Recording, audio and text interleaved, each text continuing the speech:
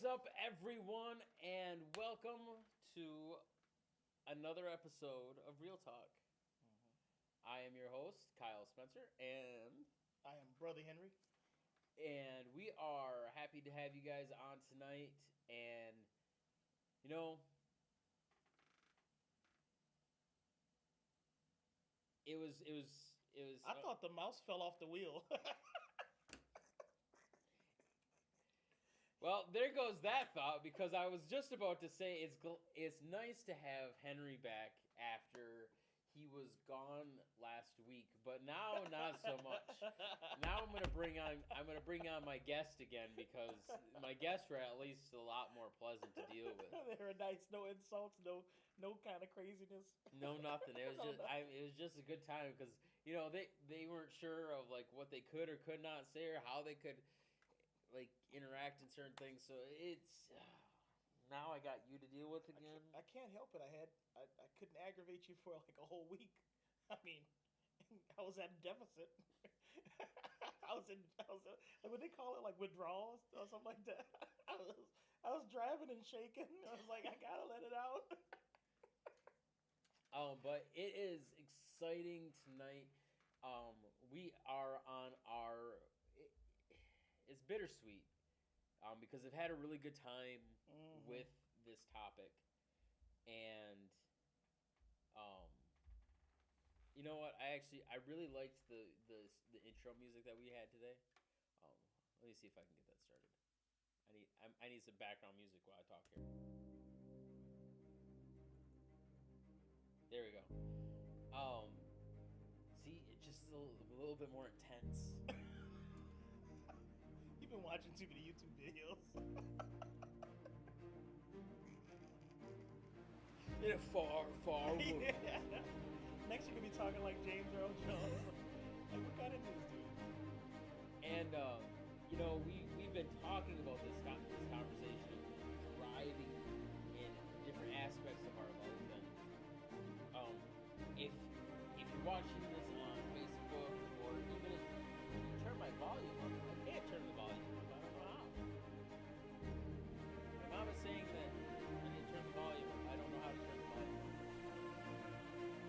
up. No, that's the great thing about you guys all out there. You're able to, fix us. Well, I don't know about fix us. I'm like, that's the wrong You guys are able to, double check on our, yeah, you really on our quality and stuff, so we get some extra volume in here. That should be good. I think anything more than that, and I'm gonna start peeking out. But as we went through this series and everything else, it really just dialed in a lot of stuff. And as I was saying prior to the audio issue, if you're on Facebook or you're on YouTube, this music that I have in the background right now, I was actually writing the description for the video. I was writing during the song, and it was inspiring. It's great. I don't know. Because I was thinking it was like the finale. It was like the finale, and this is kind of music that you'd hear at the end of like a movie where it's like Braveheart or something. Yeah, where he's like he's riding on a horse. And you hear and he has what I don't have. He has hair flowing behind, flying in there. But I just picture like we just won this battle, and I'm on my road home, and like my family could see me like flying down because this is drive and not ride. I was gonna say horse, so I'm driving my motorcycle down the path on the way home, and the kids start running out and stuff. That's what I picture when I hear this. And so this conversation was great, where we started it off by talking about passion. because before you can do anything, you need passion to make a move. Mm-hmm. And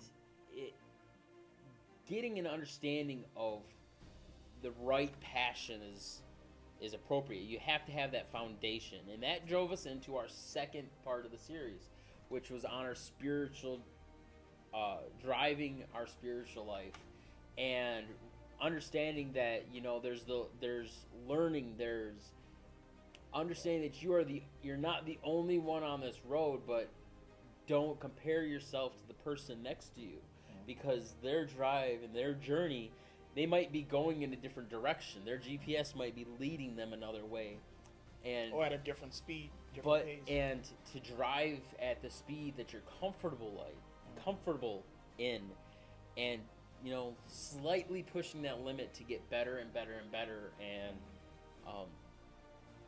the importance in that. And then next week's conversation took a road off of that, an exit as you may, and we dove into finances and how it correlates with your spiritual life, and the importance of finding financial freedom in a way that it'll allow you to stop focusing on the negative, stop focusing on am I going to pay this and how am I going to pay that, and this stress and burden that's on your back, but it allows you to be able to focus more on your spiritual life and on your relationships and everything else, which took us to our next week, which was the week that Henry wasn't here, and we talked about relationships, our friends, our family, our kids, and how we need to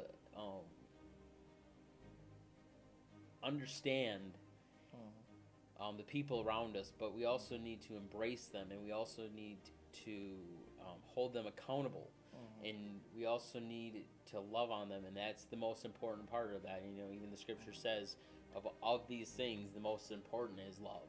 Right. And I think what it does is it helps you to, once you realize that you need grace, I think it makes it a little bit easier to administer it. Yeah. But I think sometimes the disconnect happens. Like even when you like they were talking about like having kids and all that stuff. And I think sometimes the disconnect is because I'm the parent, I don't need to administer grace because I'm the person that dictates. But when you think about it, you probably need to even administer more grace, because then you're showing how to behave in that, in that space or whatever within the family. And that leads us to tonight. Part 5. And we also talked about the driving your finances. Or did you already cover that? I already covered that. If you would just pay attention to me, you know what? Music's gone. I went to public school. Music's over with. You just ruined it. We were. Oh. See my pocket? Look what I got. 6 cents. I can't pay attention with that. Nobody got time for that. You ruined it. You miss me? You ruined the music. You miss me? We were driving it.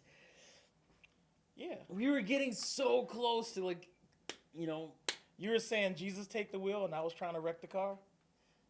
Yeah. Happens. That's why you have insurance. Anyways, tonight, since Henry ruined it, is your purpose. So we're going to bring it almost full circle. Passion, spiritual life, finances, relationship, and now the purpose of it all. And tonight, we're going to talk, the scripture that I kind of want to dive into before we start talking is found in Genesis chapter 22, starting with verse 1. But I'm going to do backstory of what happened right prior to this with Abraham. So Abraham was complaining to Abimelech and said, hey, yo, he said just like that. He's like, "Yo, homie." I'm sure that's the way he said just it. said it. I'm sure. He's like, "Hey, one of your guys, one of your servants, took over my well, and he tried to make, and he was making an oath or a treaty with Abimelech and saying, hey, just leave me alone, man. Like I'm gonna treat you guys with grace. I want you to treat me with grace. Let's be peaceful here. Let's just make this work. Here's 7, I think it was sheep or lambs that he was just like, hey, like take these, and Abimelech, like a peace offering. Abimelech is like, okay, you just gave me all this crap for the treaty. What the heck are these 7 for? Right. And he's like, this is for me basically to show you proof that I dug the well. He's like, I just want you, like, this is me saying, like, just take my word for it. Like, I built the well. Like, I'm not trying to rip you off or make something a big deal about something that's not. He's like, I want you to understand, like, I really did this, and this is how much it means to me that I get this well back. So a treaty was made, and they called it Beersheba, not to be confused with David and Bathsheba. But they call it Beersheba, and after all of that, they planted a tree there, and they called on the name of the Lord, and Abraham stayed in the land of the Philistines for a long time. End of chapter 21. Chapter 22 comes along, and it says, sometime later God tested Abraham, and he said to him, Abraham! He just said it like that. That's how God spoke to him. And he said, here I am, he replied. So God spoke. Abraham's like, yo, it's me. I'm over here.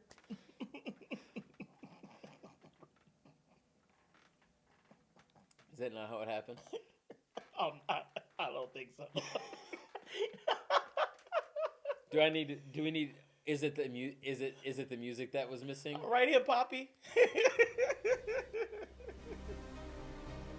Yeah, it had music playing in the background. I'm sure. And he said, someone was strumming a harp. And he said to him, Abraham, here I am. No, not even a little bit. Anyways, but he said to him here, he replied, like, here I am. And I want to pause there for a second, because this is one of my favorite scriptures in this story, because of just all, like, when you really study it out, there's so much going on here that's not just surface level. And to start off, like, where you're at in your journey, where you're at in your drive, what highway you're on, which, random facts about highways. Did you know that it goes 90, and then, because 90 runs east to west, or west to east, whatever you want to look at it. It's 90, and then south of that is 80, and then south of that is 70, and 60, and 50, and 40. No. And then it's the same way going. So it's like a grid. Yeah. There's the main interstates run straight up and down and sideways, but they're based off of increments of 10. Fun fact. But whatever highway of that you're on, and one of the first things, the most important steps to this is, it doesn't matter if you're new on your spiritual journey, you've been here for a long time. The one thing that stays consistent through it all is the ability to say, here I am. And, when God calls you to do something, when God calls you to open a door, to take the on-ramp or whatever, having the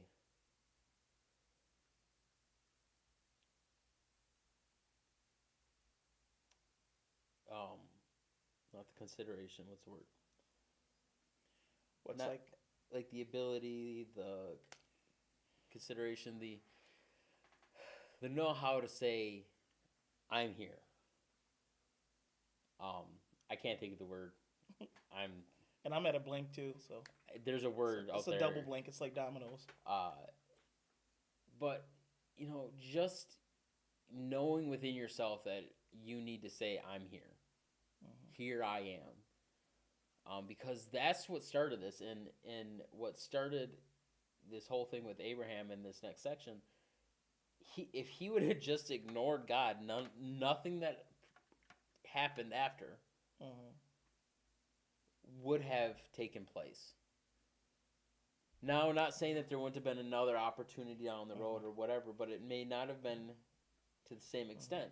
But you see a contrast in something like that, and then when you look at like Adam in the garden, when God said, "Hey, where are you?" He was hiding.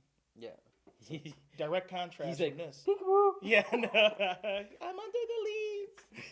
But it's like it is a contrast, and you have to have an ability when the Lord speaks and He says, "Kyle, do X," or where are you with this thing that I've given you? It's an ability to be accountable, to say, "Here I am. What's next?" Yeah. So Abraham goes on. He says, like, "Here I am," he replied. Then God said, "Take your son, your only son, whom you love, Isaac, and go to the region of Moriah. Sacrifice him there as a burnt offering on a mountain I will show you." Mm. So early the next morning, Abraham got up and loaded up his donkey. Shrek is an amazing movie. He took with him two of his servants and his son Isaac. When he had cut enough wood for the burnt offering, he set out for the place God told him about. Pause.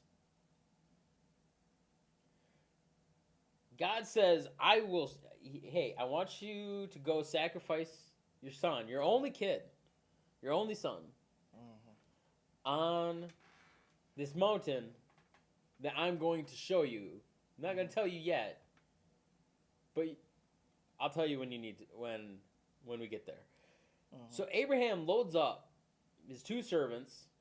He can't tell them where he's going because he doesn't have a clue yet. Tells his son, "Hey, load up,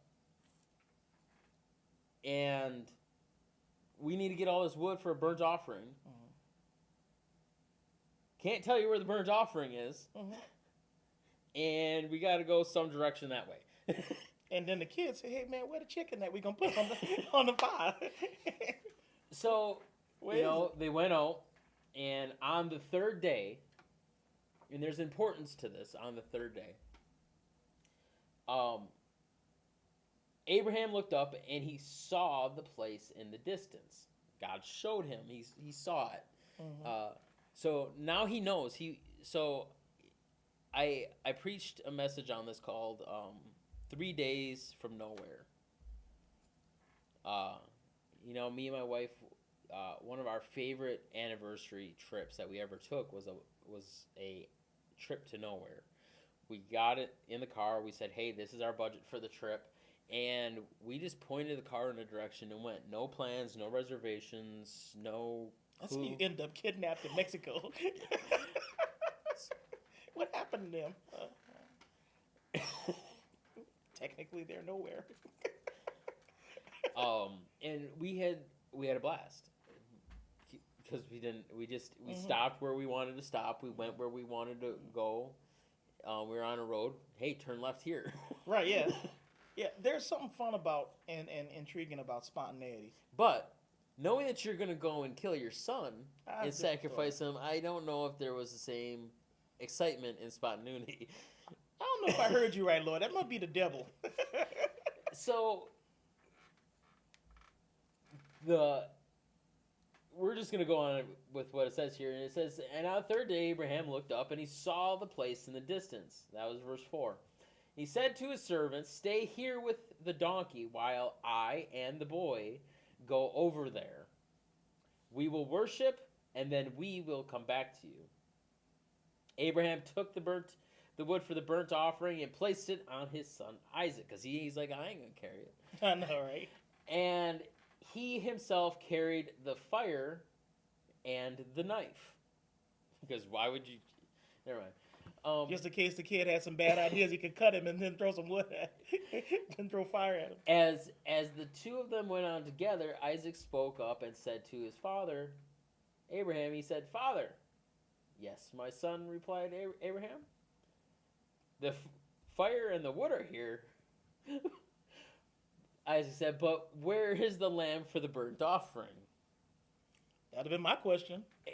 Abraham answered, God himself will provide the lamb for the burnt offering, my son. And the two of them went on together. This whole time,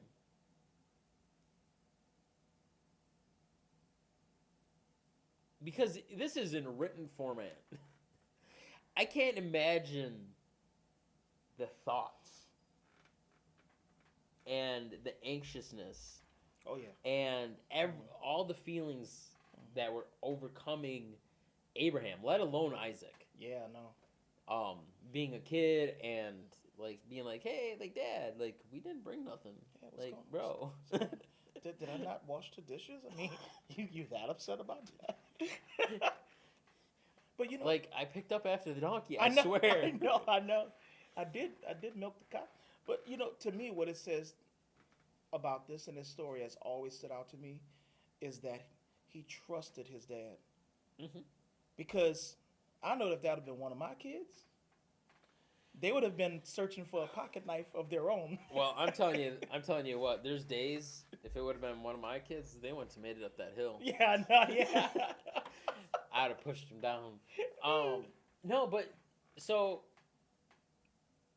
I want to back up, and I want to discuss something that took place here that a lot of people overlook, and it's back where he is talking to his servants, and he says, hey, stay here with the donkey, in verse 5, stay here with the donkey while I and the boy go over there, going to the mountain that we're going to go up and have this burnt sacrifice that God told me to do.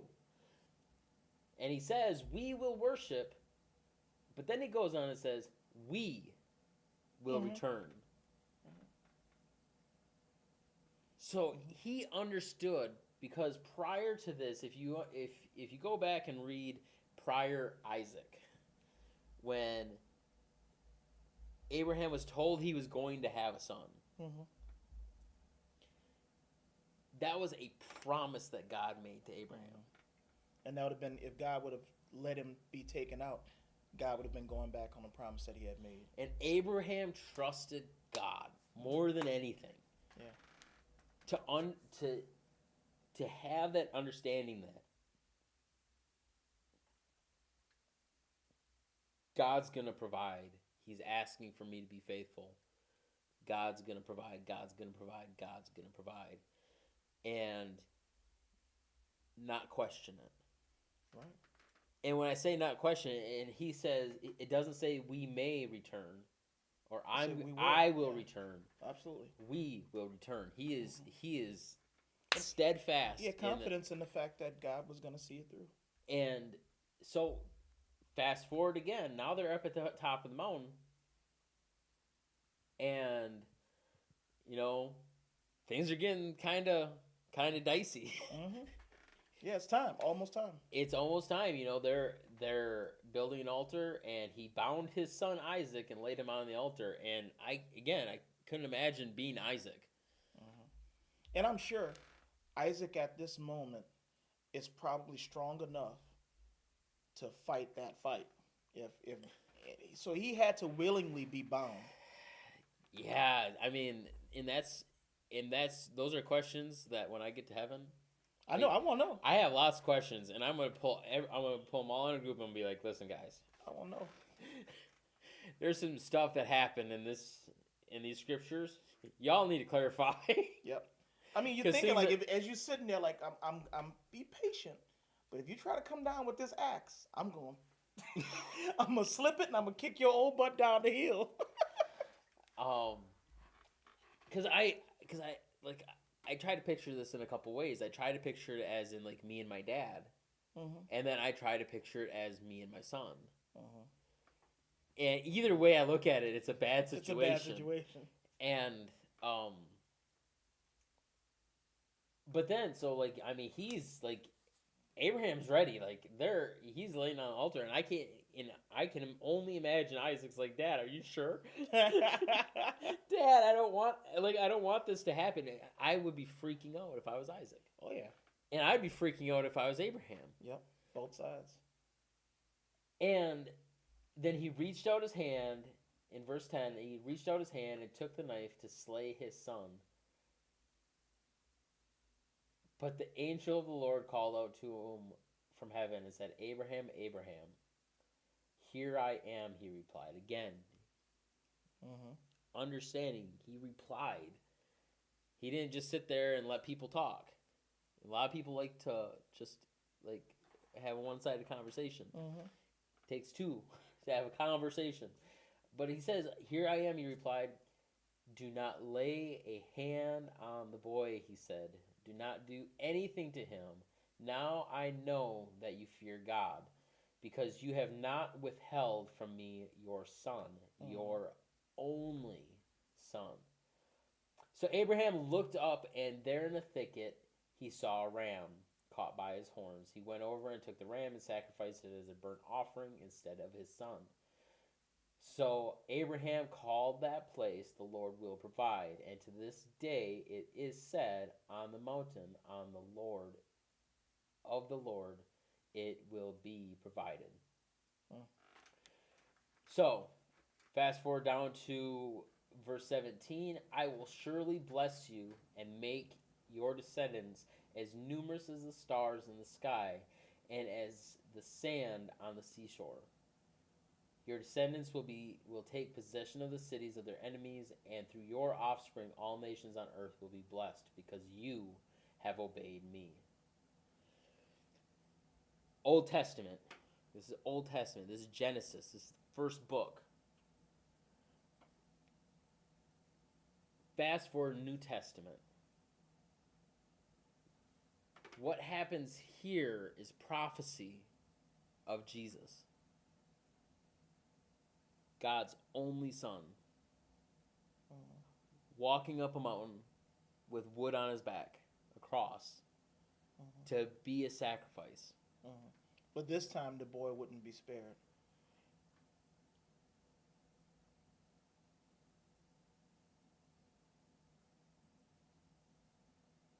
It's all about perspective on your purpose.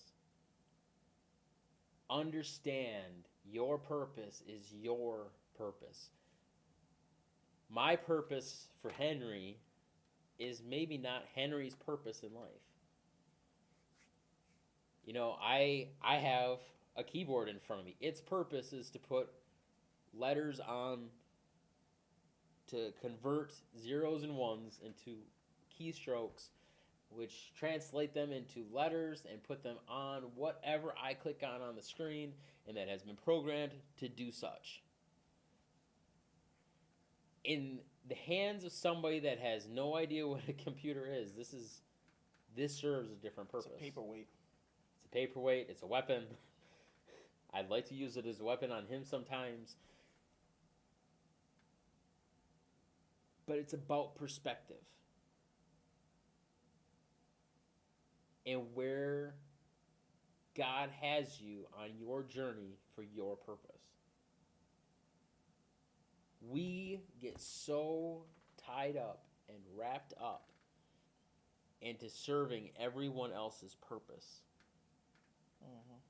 How many times have you been told by your pastor, you should teach Sunday school? You should be on the worship team. You've got an amazing voice. You should lead worship. You can play. You should be a deacon. You should be this. You should be that. We need to stop putting people into positions that is outside of their purpose. I say this again. Shame on you, pastors, for putting people into positions that are outside of their purpose. Mm-hmm. Just because they have a talent to do something doesn't mean that the position that they're placed in facilitates the purpose that they've been called for. And or it might not even be the right timing. If that thing may be existing, maybe I can sing very well, but maybe I'm not supposed to sing here. So the thing is, sometimes we have to be, and that's what happens when you're not really observant to what the Lord is saying about it. Yes. And we look at it with our natural eye and say, well, because you have a coat, you should go out in the snow to bring out the trash. Yes. And it's important. There's a caveat to this, so I hope those of you that just heard me say that didn't just shut off and be like, "Oh, Kyle said I don't have to do nothing." I know, yeah. No, that's not what he's That's saying not at it. all. That is not it. Ministry is just that. It is ministry. Mm-hmm. We all have one purpose in common: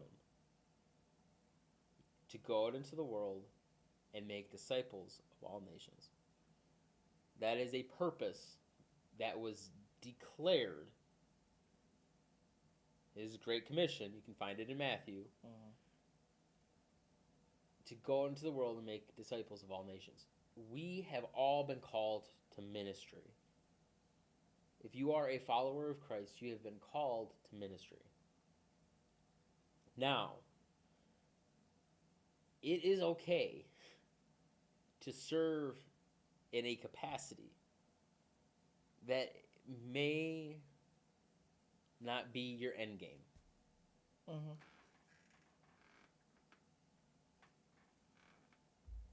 How do I want to say this?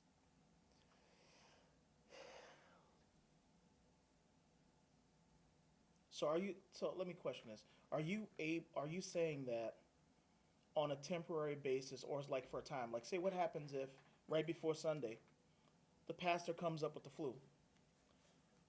Are you saying that Yes. somebody can have a sermon ready, loaded in the holster, Yes. that can step in on a given Sunday to give the sermon in the stay of the pastor that's now sick?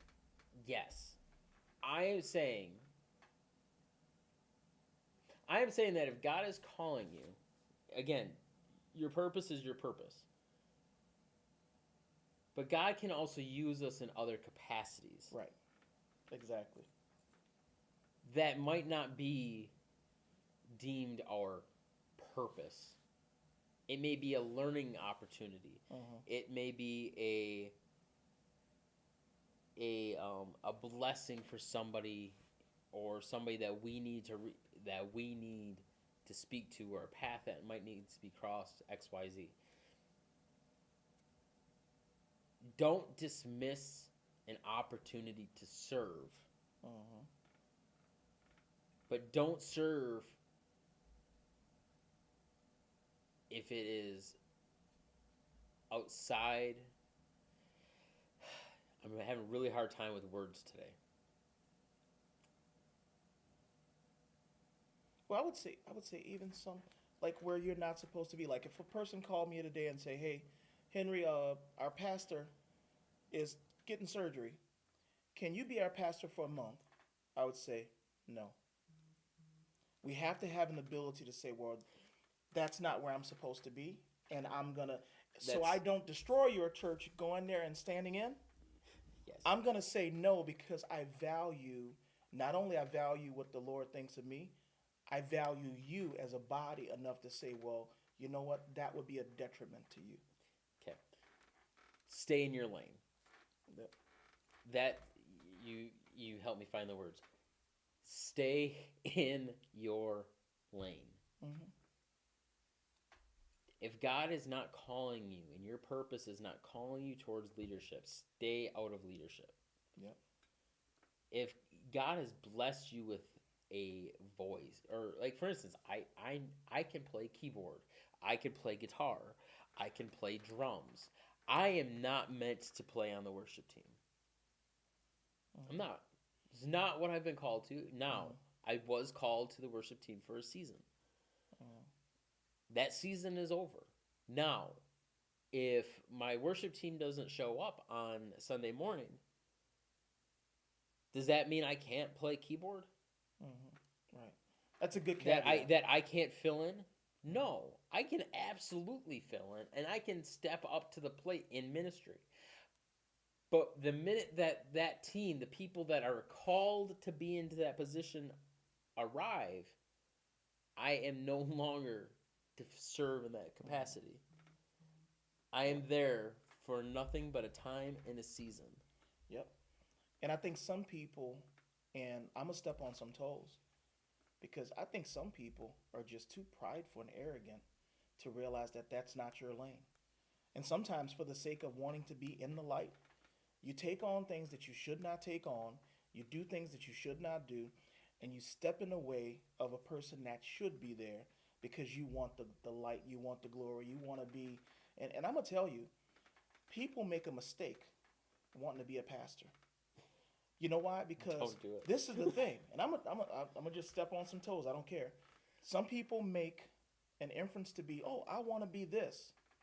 But you don't know how many sleepless nights a pastor gets with the souls of that church on their shoulders, with X, Y, and Z needing to be done.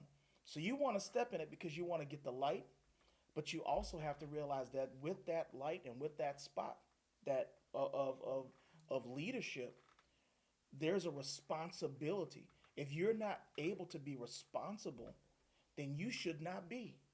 And if you're going to be the worship leader, if you're going to be the Bible study person, if you're going to be X, Y, or Z, do not step up into that position unless you're going to be dedicated. First, you're going to have to be called, but you're going to be dedicated to do so with the full inference that you're going to have to carry that weight. It's no crying uncle. It's no anything else. You need to be able to step in that spot and own it. So I'm going to say something, and I don't want it to sound like a pat on the back because it's not. Something was said to me last week Friday. Yeah, for those of you who know that Sean and Tom was on the show with us show with me, and go back and watch that video. It was I understand the quality. We had some issues with our streaming and all that, but the content was amazing. It was good, real good. And it kind of dives into our relationship that we have and some stones that were kind of thrown at both of our directions within that relationship. And we've worked it out since, and we're working it out and everything. But Shauna and Tom sat here at the end of that after we shut the camera off. And Shauna said something to me that really put something... I don't take compliments well. No wonder you like Shrek. Yep. And she said something to me before we all got up, and she said,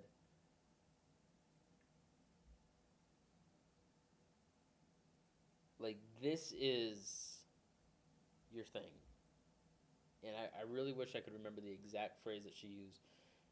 But there's certain people you can look at them while they're in their place. Mm-hmm. Like where they're supposed to be. Mm-hmm. And after it's all said and done, you're just like, there's nobody that could do it better than that. Mm-hmm. Like, that is exactly where you should be. You're in your element. Mm-hmm. That's what she said. She said, I'm pretty sure that's what she said. Mm-hmm. And she's like, you are, like, this is your element. Mm-hmm. This is where you're supposed to be. And it felt really good because it was confirmation. It was confirmation. Mm-hmm. It was from somebody that I wouldn't really have expected that. Mm-hmm. Not saying that she's not a nice person, but for it to come out of nowhere. Yeah. And I think people can see when you're doing what you're supposed to do. Yeah, and in churches today, it happens constantly. I see it constantly, where people are serving outside of their element, and it's a hindrance. Mm-hmm. It's a hindrance onto the other leadership. Mm-hmm. It's a hindrance onto the group that they're serving over. It's a hindrance to the whole entire body of Christ, because somebody that that is their element is not stepping in because there's already somebody filling it. Mm-hmm. And that person that's, and a lot of times what happens is somebody that's in that zone, in that element, in a place where they shouldn't be, wants to get out from there to go and serve in their purpose. Mm-hmm. But they're made to feel bad because they're needed Mm-hmm. in that position. And I have this phrase that I like to use is, if the need doesn't exist, there's not a need. Mm-hmm. You, in order to have a need, you need to create the need. Mm-hmm. Yeah, one of my old bosses, he had a saying called "create the problem." So, if if there's a microphone here, we don't need another one. There's a microphone there.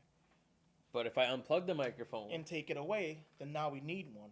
So now you have created the problem that now needs to be solved. So that is a good model. But if there's one there, and it could be the crappiest microphone ever, and the sound quality is so terrible, but because there's one there, we're saying, well, okay, but we do still need a coat rack. So it becomes a secondary problem. So this is something that I've actually done not too long ago, is the church that we attend. At some point, I know that me and my family will be called to a different church or to a different place or whatever. I already know that time will come. It's just a matter of when. Right now, we're where we need to be. But what happened at the last church that we were at is once, and this is what brought it really close to home for me, is when we left the church, I took everything that was mine from the church. Wireless mics, drums, guitar, keyboard, and the stage was empty. And the church didn't have hardly anything. And it's like, if the church were to have stepped up to the plate and bought things over time, Yep. the financial responsibility, the hardship wouldn't have been there. Yeah, would never left a void. But now you have roughly $10,000 that you got to drop to fill that void. Versus you could have done 1,000 here, 150 here, so on and so forth over time, and it would have. And then when COVID hit, same thing happened. Is churches across the nation were scrambling to put something together, which they should have been putting together for 3-4 years. Yeah, prior to having some foresight. Yeah, and it just didn't happen. That happened all over. But it happens in churches with leadership as well. People are like, oh, so and so is filling the void. So and so is this, in charge of youth. So and so is in charge of men's ministry and women's ministry and this, that, and the other thing. But we don't build up leaders, right? Just about. And those that are supposed to supposed to fill in that element, we don't build them up within the church. So then when somebody leaves, there's a hardship, and then that's when you get somebody that's just filling in and stepping outside of their purpose. And now it brings it back full circle. Is serve in your purpose. Filling in is fine. Filling a void for a short season is fine. Helping along the way is fine. Serve in your purpose. Yep. And I think I've shared this previously, but I remember being made the children's Sunday school teacher, and it was a tragedy. I wouldn't let my kids listen to you. I know, right? And the thing, what I do know is, and it's not any arrogance or pompousness attached to it because that's just not me. But I do have a lot of practical wisdom because I've seen a lot. I've been in the. I don't know if I would call it wisdom as much as I'd call it experience. But and I think what they took was that I had an ability to pull the little kids aside, the teens aside, and work with them. People that couldn't get their kids to behave, I could get them to behave. People that wanted to teach this to their kid, a lesson, a story, a thing that they needed to understand, I could unpack it and teach it to them. Now, the thing was, just because I could do that on an individual scale didn't mean that I should have been a youth leader.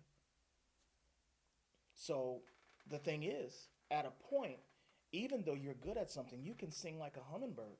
I can't. Yeah, I'm sure.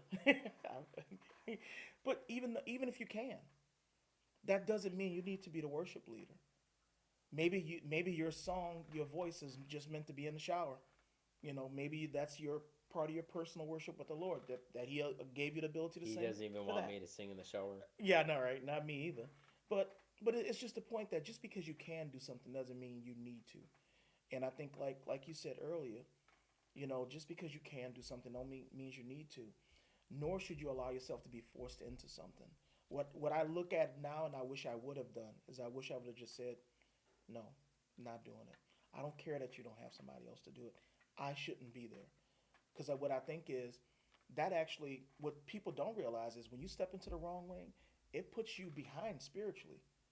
Because I was so disappointed in the performance that I was giving and knowing that I wasn't rising to the challenge, that my spiritual walk started going in reverse.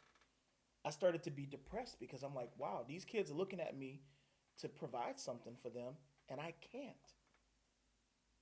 And so at the point, if you're a worship leader and you can't usher in the Spirit of God, then maybe that's not where you need to be, because other people are counting on you to be that conduit, right? To get that connection going. And if you're not to doing stomp that, walls, to stomp around the walls of Jericho, to bring the walls down. exactly. And if you're not able to do said thing, and if you're just reading notes off a page and singing them, maybe that's not the lane you should be in. Because what you're doing is you're hindering the Spirit of God from really flowing.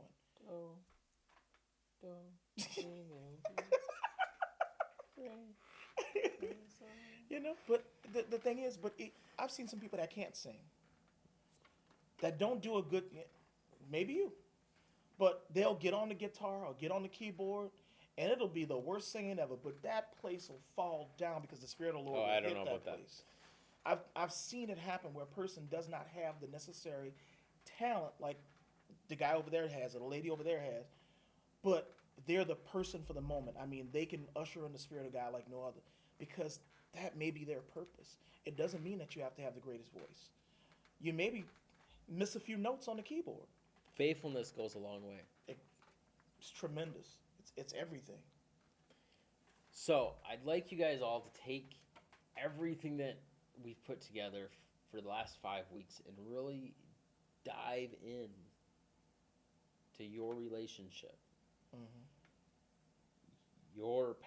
the passion that drives you through your purpose, driving your spiritual life and developing that foundation and figuring out where your lane is and what speed you're supposed to be going at and in which direction that you're supposed to be headed.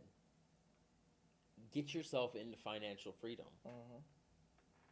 Like that's a huge one for me. Relationships. Take a look at the relationships that you have that have built around you. Which ones are solid relationships and which ones you should let go of? What relationships need to be reconciled? Where does forgiveness need to be taken? Or does forgiveness need to be given? And lastly, serving in your purpose. Your purpose. Not the purpose that somebody else has for you. Not, I want my dad. I'm gonna be a doctor. I'm gonna be a lawyer, just because my parents told me to be. I'm sure my parents wanted me to be a doctor or a lawyer, but here I am, making free 99 down at One Digital Church. I know, right? And or just, oh, my daddy was a pastor, so then I should be a pastor too. yeah, and it's all down there. So I really want you guys to take everything that we've talked about for the last 5 days, go back, watch some videos, rewatch them, share them, love them, like them, dislike them. It don't matter to me, because ultimately we are here to have real life conversations about real life issues that we face, and centering them around biblical principles. And some of what we talk about is Kyle 101 and Henry 101, but most of what we talk about is biblical principles, and we want you guys to be successful. Yeah, that's the major point. And we want you guys to lead others to Christ. Yeah. Love on people. Ultimately, that's it.